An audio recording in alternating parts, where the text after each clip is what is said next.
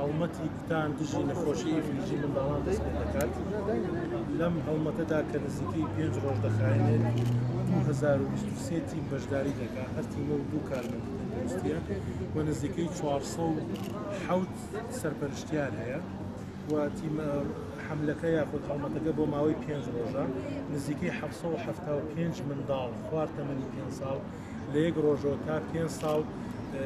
مەشمولە یاخود بێ بکوترێت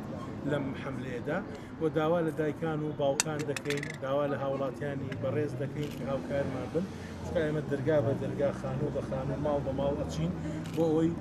ئەو مناڵانە بکوتین و هەروەها لە هەموو بنکە تەندروستیەکان بۆ ماوەی 5 ڕۆژ ئەو کوتانە بەردەوام دەبێت.